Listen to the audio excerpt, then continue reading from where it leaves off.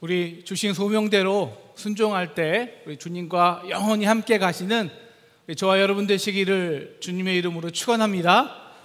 호산나 성가대 귀한 찬양 감사합니다. 제가 한국에 처음 와서요, 연세대에서 기독교를 소개하는 교양 필수 과목을 가르쳤습니다. 제가 처음에 수업 들어가면요, 학생들의 수업 태도가요 정말 적대적입니다. 핸드폰 보고 있고 자고 있고, 뭐 도대체 내가 왜 이딴 수업을 들어야 돼? 이렇게 짜증난 얼굴로 저를 바라보고 있어요. 저 시간에 이제 오리엔테이션을 하는데요, 어떤 아이가 손을 들어요. 교수님, 왜? 물어보니까요, 근데 기독교는요 어떻게 믿기만 하면 천국에 가요? 그 질문을 딱 하는데 순간 다 누워있던 애들이 일어서서 빵 터졌습니다. 그 질문과 웃음으로 기독교는 순간 참 수준 낮은 종교가 되어버렸죠. 제가 토요일 3시에서 4시 사이에 교회에서 설교 준비를 하면 조금 짜증이 나요. 물론 그분의 그 진정성은 이해하지만 저희 대로변에서 큰 확성기로 예수 천당 불신지옥, 그냥 그 확성기로 소리를 틀고 시위를 하는데요, 제 마음이 안절부절입니다. 물론 그 예수 천당 불신지옥을 제가 부정하지도 않고요, 우리 여태까지 로마서 1장에서 11장까지 뭘 자랑하라고 했나요? 믿음이요. 3장 27절, 그런즉 자랑할 때가 어디 있느냐? 있을 수 없느니라. 무슨 법으로냐? 행위로냐? 아니라 오직 믿음의 법이로다. 믿음을 자랑해야 돼요. 그런데 이 문제는 믿음을 정말 믿는다는 게, 그리고 믿음을 자랑한다는 게 어떤 것이냐는 것이죠.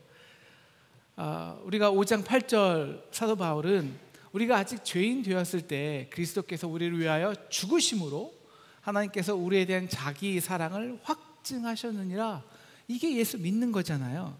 그러면 우리가 율법이 우리를 죽여요. 그렇게 그동안 나에게 소중했던 그 나의 의가 나는 좀 괜찮은 죄인이라는 그 의가, 그 사실이 아무것도 아닌 0이 되어 버려요. 그래서 역설적으로 내가 받은 그 무한한 하나님을 인간의 계산과 조건과 관습과 습관과 도덕을 넘어서서 나보다 낮은 자에게 진짜 흘려낼 수 있는 능력을 발휘하죠. 그 결과가 뭔지 아십니까? 우리 사회 관습적으로는요, 도저히 밥을 먹을 수 없는 사람들과 함께 둘러앉아 밥을 먹기도 하고요, 세상에 나가서는 정말 얼굴조차 볼 수 없는 사람들과 함께 사역을 하기도 해요. 도저히 용서할 수 없는 원수가 원수를 양자로 삼기도 하고요. 여러분, 인간의 계산으로 이게 상상이 되나요? 나가 받은 월급의 10%, 20%, 아니 30%를 아무 조건 없이 내어주면서 감사와 기쁨이 넘치는 삶을 산다고요. 여러분, 이 삶이 어떤 삶이에요? 교회 다니는 교회의 삶이에요. 교회예요. 그래서 우리가 무엇이 되느냐 하면 그리스도의 몸이 되는 것입니다. 그리고 이 몸은 정말 이 땅에 놀라운 이야기를 만들어내죠. 비록 우리는 아직 죄인이에요. 하지만 정말 믿은 순간 내 의가 죽었기에 받은 사랑을 그대로 흘리고 하나님은 그 사랑을 의롭다고 인정해 주시는 것입니다. 이제 로마서 1장에서 11장까지 믿음으로 의롭게 됨을 말한 바울은요, 12장부터 16장까지는 이제는 그러면 너희는 그리스도의 몸을 세우는 진짜 믿음의 삶을 살라는 것입니다. 이것이 로마서 전체 아닌 신약 성서 전체가 지목하는 기독교 교육의, 기독교의 본질입니다. 오늘 설교 주제인데요, 한번 우리 크게 따라해 주시면 감사하겠습니다. 예수 그리스도를 믿는 것과 예수 그리스도의 몸이 되는 것은 같은 신앙의 행위이다. 즉 구원론과 교회론이 같다는 거예요. 이게 복음서, 이게 신약 전체 내용이에요. 바울의 전체 주제고요. 그래서 우리는 너희가 진짜 믿으면 이제 너희를 그리스도의 하나님의 기뻐하시는 산 제물이 되라고 합니다. 여러분, 이 몸은요 단지 우리 개인의 몸을 말하는 게 아니에요. 우리 같이 많은 사람들이 그리스도에서 한 몸이 되는 그 몸을 말하죠. 그래서 오늘 12장 5절 말씀은 이와 같이 우리 많은 사람이 그리스도 안에서 한 몸이 되어 서로 지체가 되었느니라 말하고 있습니다. 여러분, 우리나라 교회가 전 세계에서도 그 유래를 찾아볼 수 없을 정도로 놀라운 부흥을 한 그 본질적 이유를 아세요? 그것은요, 교회가 한 몸을 이룰 때 이 땅의 모든 신분과 계급을 타파했기 때문입니다. 제가 오늘 4교회를 소개하는데요, 첫 번째 교회 보여주세요. 여러분, 이 교회를 아세요? 그 다음 사진이요, 되게 유명한데요, 전북 김제에 있는 금상교회입니다.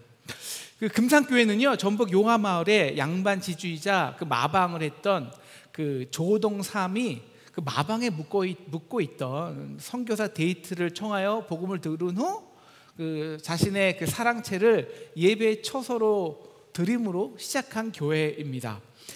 이때부터 조동삼은 집안 식구뿐만 아니라 하인들에게도 예배를 드릴 수 있도록 초청했는데요, 그 중에는 마부 이자익도 있었습니다. 이후에 그 예수님의 사랑과 그 은혜에 붙들린 그 주인 조동삼과 그 하인 이자익이 힘을 모아서 이 금상교회를 세우는데 진력을 했어요.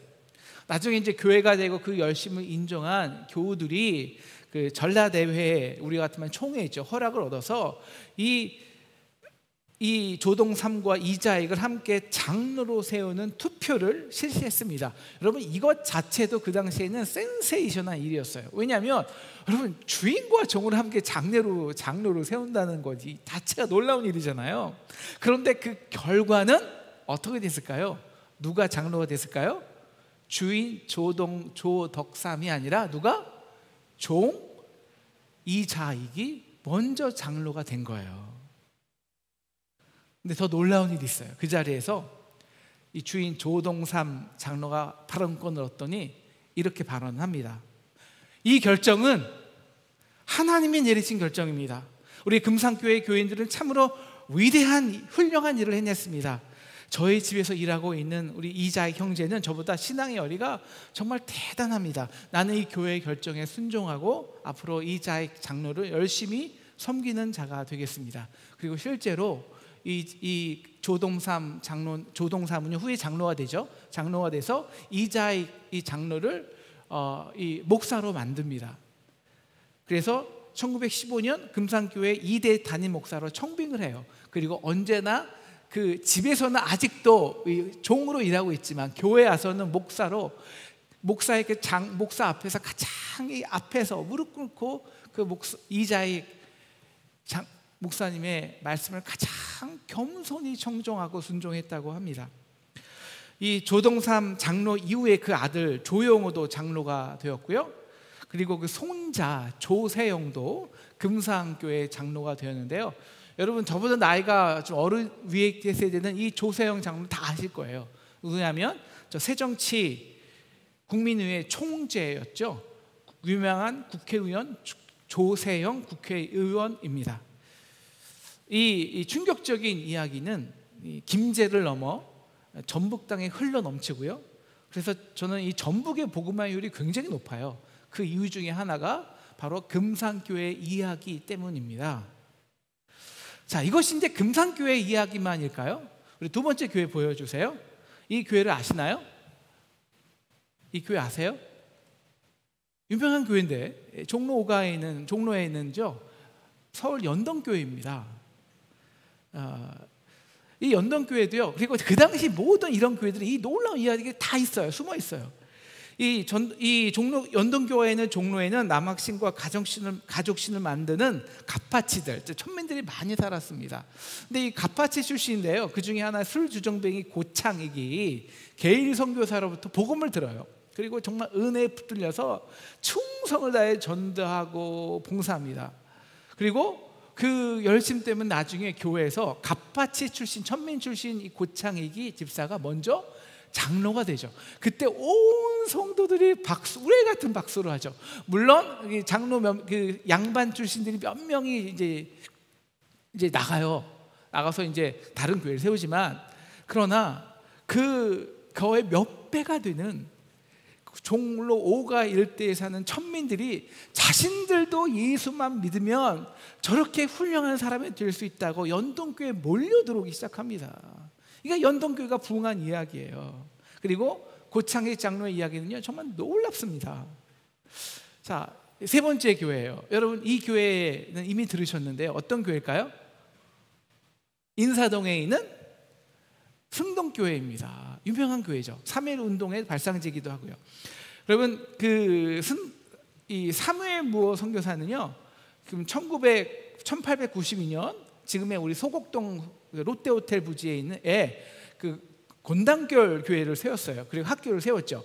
그 학교의 학생 중에는 이 봉출이라는 이 백정의 아들이 있었는데요, 나중에 그 아버지가 전염병에 걸려 죽게 된 거예요. 그래서 그 사무엘 선교사님한테 우리 아버지가 죽게 됐다고 막 사정을 하니까, 사무엘 선교사님이 그 당시 고종의 어이였죠, 에비슨 선교사를 데리고 그 백정 출신 백정 마을에 갑니다. 전염병에 창궐한 데 가서 몇 날 며칠 그 박성추를 정성으로 돌봐주고 고쳐줬어요. 그 은혜에 감격한 여러분, 그 어이의 황제의 몸을 만지는 사람이 나를, 그 놀라운 은혜 때문에 이 박성철은 교회에 열심히 나와서 충성을 다하여 봉사를 합니다. 그래서 당시 이 곤달그 교회는 이 조정의 양반들도 출석했는데요, 어떻게 양반이 백정과 함께 교회를 다니냐, 그래서 좀 박성철을 쫓아내라. 아무리 그 사무엘 선교사한테 위협하고 협박해도 안 되니까 이들이 나중에 이 홍문석골 교회라는 교회를 따로 세워요. 이 사무엘 선교사의 사랑에 정말 그 은혜에 감격한 박성철은요, 그때부터 이 백정을 정도해요. 야, 백정이 사람 되는 곳이 있어, 교회야. 그래서 그냥 그 교회는 백정이 넘치는 교회예요. 그런데 놀랍게도 3년 뒤에 그 백정인 곤단결 교회와 양반이 홍문석골 교회가 다시 합해요. 그래서 백정과 양반이 한 몸이 되어 예배하는 교회가 되는데, 그 교회가 바로 승동교회입니다. 그 공로로 인정받은 박선추는요, 1911년 그 교회는 이제 그 왕의 조카, 그러니까 이재정이 왕손이었던 이재정이 있었는데, 그 이재정보다 3년 일찍 장로가 되죠. 장로가 된 박성추는 당시 내각 총서로 있던 유길준에게 백정차별금지법을 제정해 달라는 탄원서를 보냅니다. 그리고 그 요구가 관철되어 백정뿐만 아니라 나아가서 신분제도 자체가 철폐되는 결정적 역할을 하게 됩니다. 그리고 이 박성출의 아들 봉출이죠, 박성춘의 아들 봉출은 어떻게 되었을까요? 그는 현재 연세대학교의 전신이죠. 제중현 의학학교에 입학하여 제1회 졸업생이 됩니다. 그리고 1908년 한국 최초의 서양 의사가 돼요. 하지만 3.1 운동을 계기로 그는 한국의 모든 교수직을 포기하고 3.1 운동을 계기로 이제 만주 간도로 가서 독립운동에 투신합니다. 그래서 만주에 있던 항일운동의 중심이었던 송진학교를 세우고 독립군의 군의관으로 목숨을 바쳐 헌신해요.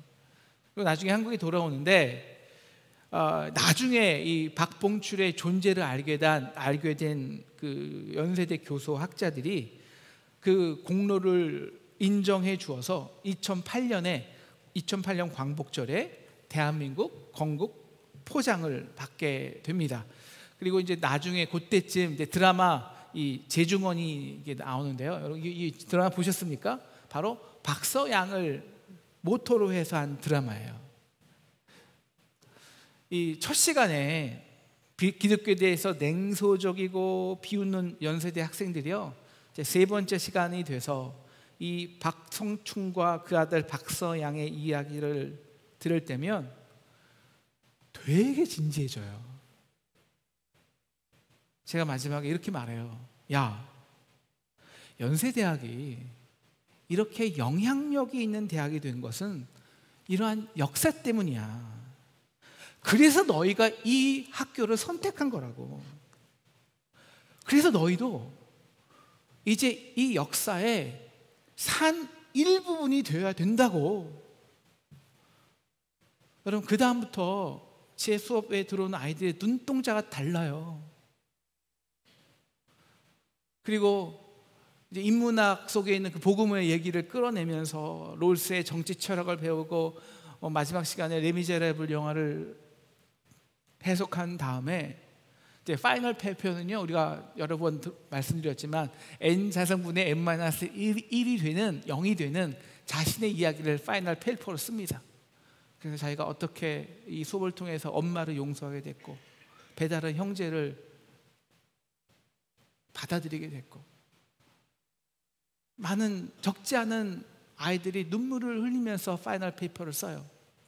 그리고 저는 그 페이퍼를 읽으면서요, 한 번도 교회 다니지 않았던 아이들이, 아니 적재적이었던 아이들이 그 자기의 이야기 속에서 복음의 능력을 선포하는 그 감탄을 스스로 하면서요, 한없이 행복했던 적이 많아요. 요즘 저는 가끔 그 시절이 매우 그립습니다.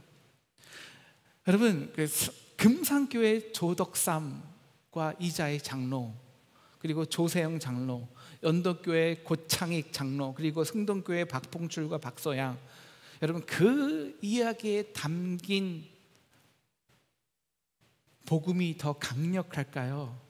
아니면 커다란 확성기에서 뿜어나오는 예수 천당 불신 지옥의 소리가 더 강력할까요? 왜 우리 한국교회는 더 이상 이런 감동과 울림 있는 놀라운 이야기를 만들어내지 못할까요? 그래서 사람들이 교회라고 하면 이제 고집스럽고 배타스러운 시끄러운 자기 소리를만 내는 곳을 떠올리게 될까요?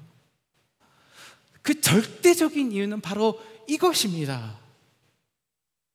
이제 우리는 교회 되기 위해서가 아니라, being a church가 아니라 그냥 교회만 다니는 going to church가 되기 때문입니다. 여러분, 우리의 믿음의 선조들은 그들이 교회에 온다는 것은 그냥 절대 예배당에 다니러 오는 것이 아니었습니다. 교회에 다닌다는 것은 천대받고 멸시받은 백정과 갓파치와 천민들이 한 인간으로 존중받고 사랑받는 자가 되는 것이었습니다.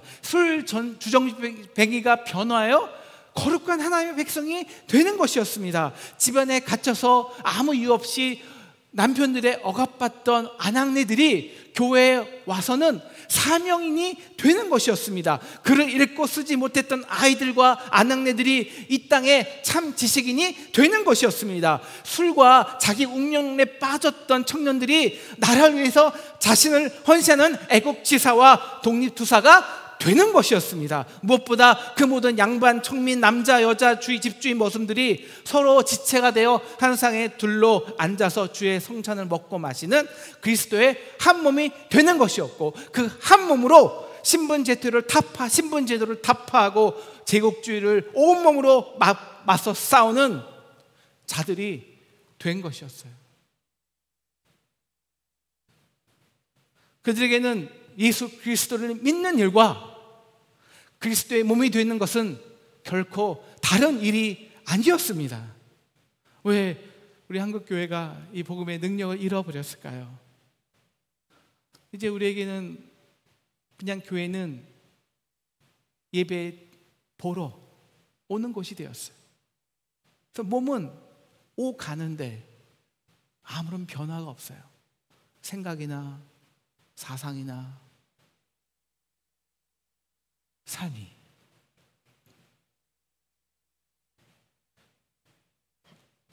교회는 죽은 건물이 아니라 살아 역사하는 유기체입니다.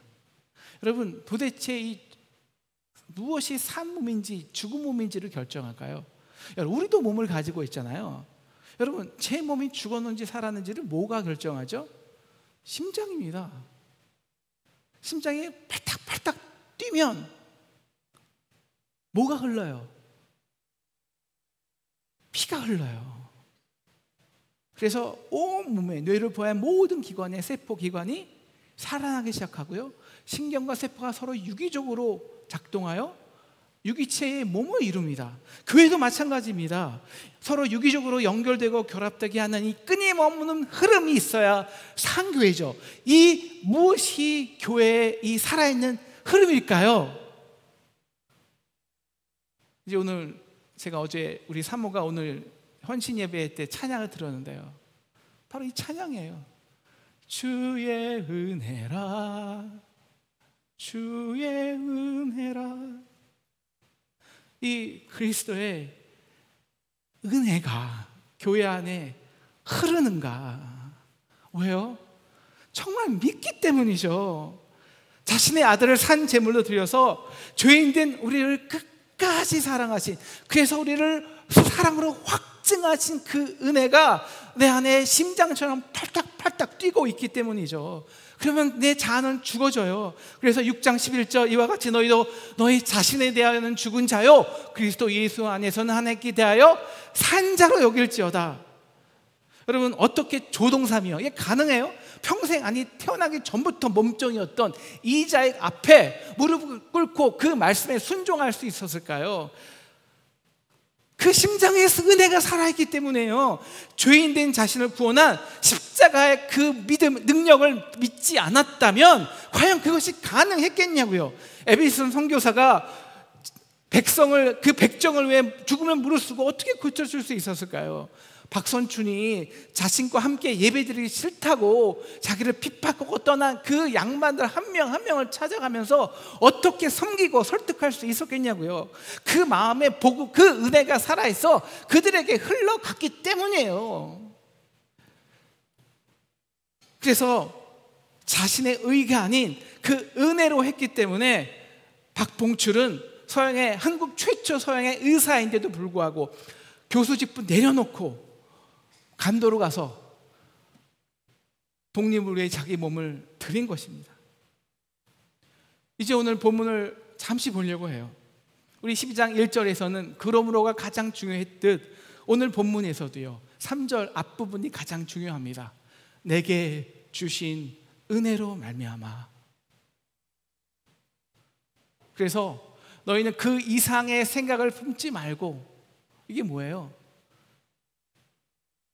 자기 의로, 자기 생각으로, 자기 계산으로 하지 말라는 얘기예요.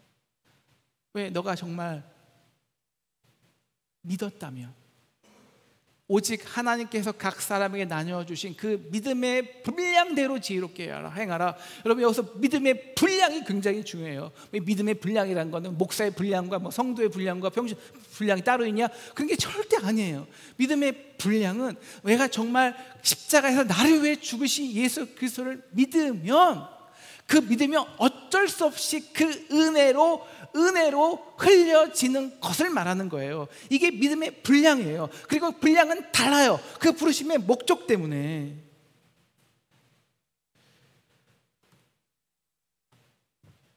그래서 교회 안에 진짜 이 은혜가 흐른다면요 반드시 동반되는 것이 있습니다.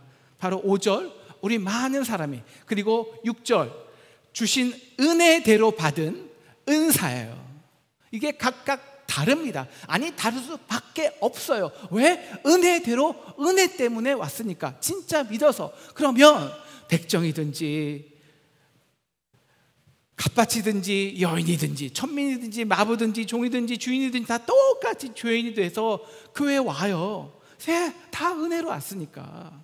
근데 이런 서로 다름이요 처음에는 당연히 갈등이 되고 불편하고 또 싸움의 원인이 돼요. 그런데 정말 믿으면, 그래서 내 자아가 어쩔 수 없이 죽게 되면 은혜가 살아나요.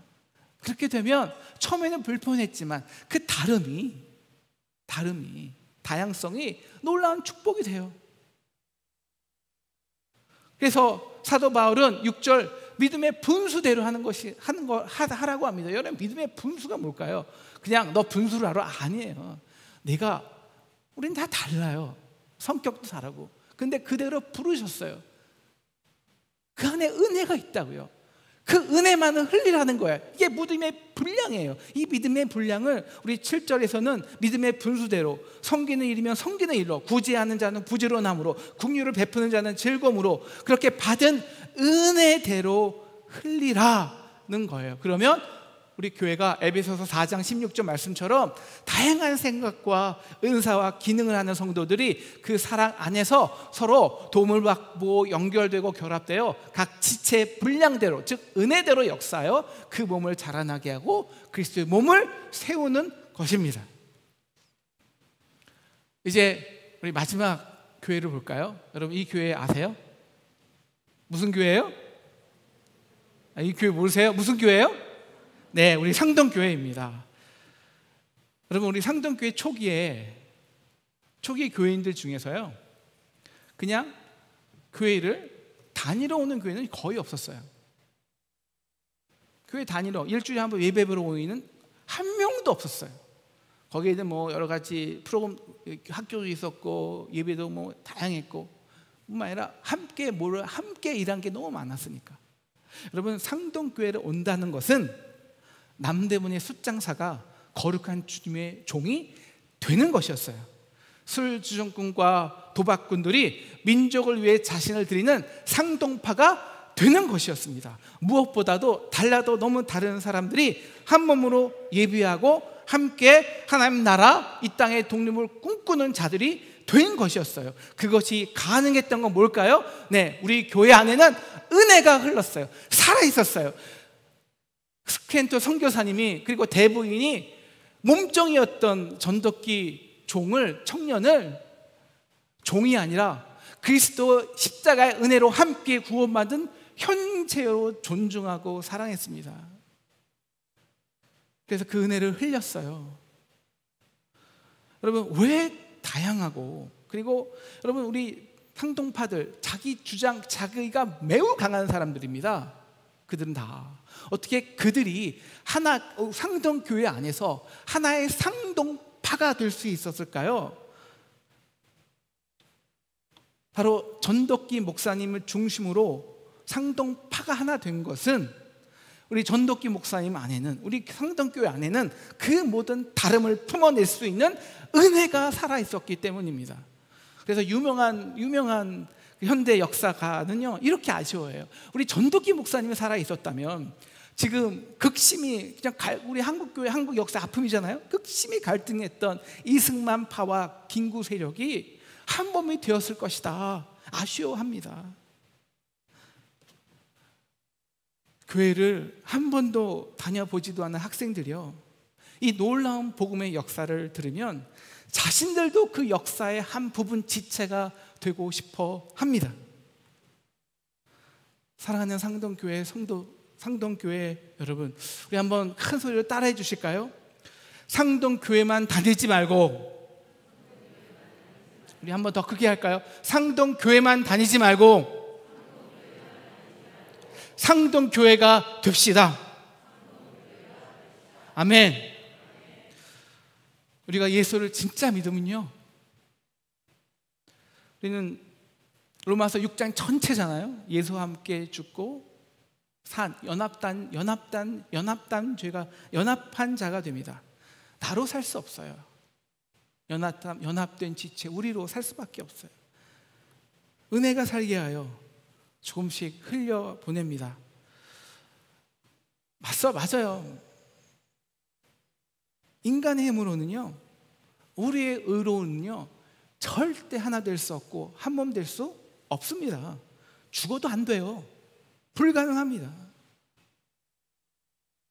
근데 여러분, 우리 정말 믿으면 돼요. 그래서 우리 안에 은혜가, 우리 심장에 은혜가 뛰면, 그래서 많이도 말고 내가 그 받은 만큼만 조금이라도 흘려내면, 그러면 우리는 못하지만 그 은혜는 반드시 살아 역사할 줄 믿습니다. 그래서 절대 연합될 수 없는 그 다름이 하나 될 수 없는 그 차이들이 연결되고 결합됩니다. 그렇게 우리 다니는 상동교회가 아니라 그리스도의 한 몸을 이루는 상동교회가 되는 저와 여러분 되시기를 주님의 이름으로 축원합니다.